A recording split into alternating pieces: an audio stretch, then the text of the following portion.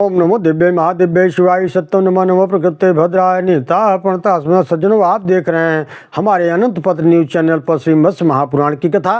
अब इस अध्याय में वामन भगवान का प्रादुर्भाव है और के प्रसंग में भगवान द्वारा अदिति को वरदान देने की कहानी है। ऋषियों ने पूछा, सूत जी, किस प्रकार भगवान ने वामन रूप धारण कर दानव राज बलि को बांधा था और नापते समय किस प्रकार भगवान का वह शरीर बढ़कर तीनों लोकों में व्याप्त हो गया, यह कथा हमें बताइए। कथम स वामनो भूत्वा बबंध बलि दानवन कर्मतः कृदिशम रूप मासी लोकत्रय हरे। सूत जी कहते हैं, मुनिगण, इसी वृत्तांत को कुरुक्षेत्र में वामनायतन में अर्जुन ने तपस्वी शौनक जी से पूछा था। अर्जुन ने पूछा, महर्षि, किस फल की प्राप्ति के लिए वामन भगवान की पूजा की जाती है? शौनक जी बोले, कुरुनंदन, मैं भगवान वामन एवं ज्ञान स्वरूप वाराह के महात्म का पुत्र में बतला रहा हूँ। प्राचीन काल में दानवों द्वारा देवताओं को पराजित हो जाने पर, इंद्र को निर्वासित कर दिए जाने पर अपने पुत्रों के पुनरुत्थान के लिए चिंता करने लगी। माता उनकी राजन देव माता अदिति ने 1000 वर्षों तक दुष्कर तप किया। उस तप से वे मौन होकर वायु को आहार करती हुई श्री कृष्ण की आराधना में तत्पर थी। कुरुनंदन, वे अपने पुत्रों को दैत्यों द्वारा तिरस्कृत हुआ देखकर दुख से दुखी होकर के श्री हरि की शरणागत हुई और तत्पश्चात आदित्य देवाधिदेव श्री हरि को नमस्कार कर अभीष्टवाणी द्वारा उनकी स्तुति करने लगी। अदिति रुवाच, नमः सर्वार्तिनाशाय, नमः पुष्कर मालिने, नमः परम कल्याण कल्याणाय दिवेधसे, नमः पंकज नेत्राय, नमः पंकज नाभये, श्रियकांताय दान्ताय परमार्थाय चक्रिणे, नमः पंकज संभूति संभवायात्मयोनवे, नमः शंखाशिहस्ताय, नमः कनक रेतसे, तथात्मानि विज्ञान योगिनी चिंताय योगिने, निर्गुणाय विशेषाय हरे ब्रह्म रूपिणे, जगत प्रतिष्ठम तत्र जगता यो न दृश्यते, नमः स्थूलति सूक्ष्माय तस्मै देवाय शार्गिणे, यस्मिन्नेव विनश्येत यस्मै तदखिलं जगत् तस्मै समस्त जगतामाधाराय नमो नमः।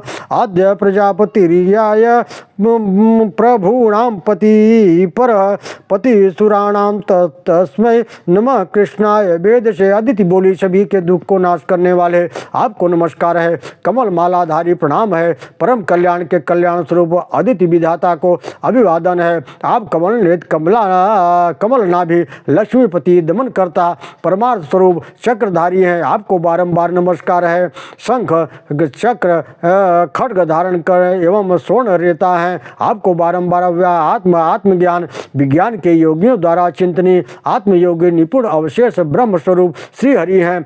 आप समस्त जगत में स्थित हैं, जगत द्वारा देखे नहीं जाते हैं। आप स्थूल और सूक्ष्म स्वरूप हैं। आप शांग धनुषधारी देव को नमस्कार है। संपूर्ण जगत को देखते हुए भी मनुष्य जिसे देख नहीं पाते, वह देवता इस जगत में उन्हीं के हृदय में स्थित है। यह सारा जगत उन्हीं में लीन हो जाता है।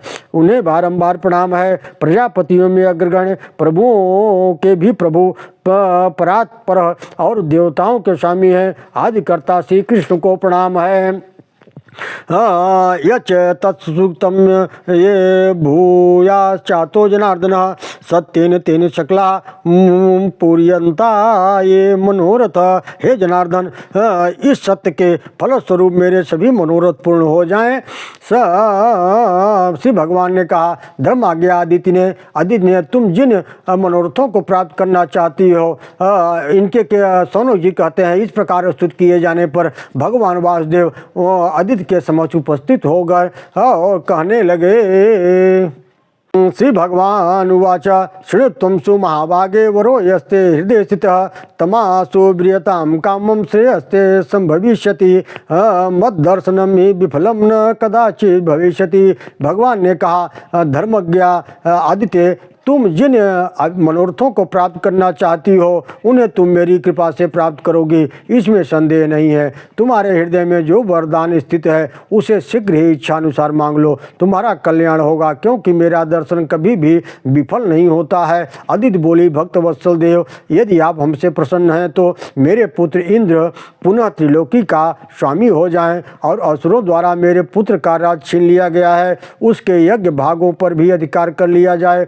मेरा पुत्र पुनः उन्हें प्राप्त कर ले। केशव, मेरे पुत्र का छीना हुआ राज मुझे उतना कष्ट नहीं दे रहा है जितना सौतेले पुत्रों द्वारा मेरे पुत्रों का अपने हिस्से में भ्रष्ट हो जाना मेरे हृदय को चुभ रहा है। भगवान ने कहा, देवी, मैंने तुम्हारी इच्छानुसार तुम पर कृपा की है। मैं अपने अंश से युक्त कश्यप के संपर्क से तुम्हारे गर्भ में उत्पन्न होऊंगा। इस प्रकार तुम्हारे गर्भ में उत्पन्न होकर मैं देवताओं के उन सभी शत्रुओं का वध करूंगा। नंदिनी, अब तुम तप से निवृत्त हो जाओ। अदिति बोली, जगत कर्ता देवेश्वर, आपको नमस्कार है, आप मुझ पर कृपा कीजिए। हे केशव, मैं आपको गर्भ में धारण करने में समर्थ नहीं हो सकती। यह सारा विश्व जिसमें स्थित है, जो स्वयं इस विश्व के स्वामी है, उन दुर्धर्ष आपको मैं अपने गर्भ में धारण करने में सर्वथा समर्थ हूँ। श्री भगवान ने कहा, महाभागे, तुम सच कह रही हो, किंतु देवी, मैं देवताओं, असुरों और मनुष्यों सहित सभी लोगों को, संपूर्ण चराचर को तथा कश्यप सहित तुमको धारण करूंगा और तुम्हारा कल्याण होगा। अब तुम विकल नहीं होना चाहिए। तुम्हारे गर्भ में मेरे स्थित होने पर तुम्हें न तो ग्लानि होगी न खेद होगा। हे दाक्षायणी, मैं तुम पर ऐसी कृपा करूंगा जो दूसरों के लिए परम दुर्लभ है। मेरे गर्भ में स्थित रहने पर तुम्हारे पुत्रों का जो शत्रु होगा उसके तेज और बल को मैं विनिष्ट कर दूंगा। तुम दुख मत करो। शौनक जी ने बोले, कुरुश्रेष्ठ, ऐसा कहकर भगवान तुरंत अंतर ध्यान हो गए। समयानुसार अदिति ने भी उस गर्भ को धारण किया। भगवान विष्णु के गर्भस्थ होने पर सारी पृथ्वी डगमगाने लगी, बड़े बड़े पर्वत कांपने लगे, समुद्र में ज्वार भाटा उठने लगा। वसुधाधिप अदिति जिधर धीरज जाती थी और अपना सुंदर पद रखती थी, वहाँ भार के कारण पृथ्वी विनम्र हो जाती थी। भगवान विष्णु को गर्भस्थ होने पर सभी दैत्यों के तेज बिल्कुल मंद हो गए, जैसा कि भगवान ने अदिति से पहले ही कहा था। नमो दिव्य महादिव्य शिवाय सत्तम नमः। नमो प्रकृते भद्राय नीता प्रणता स्मताम।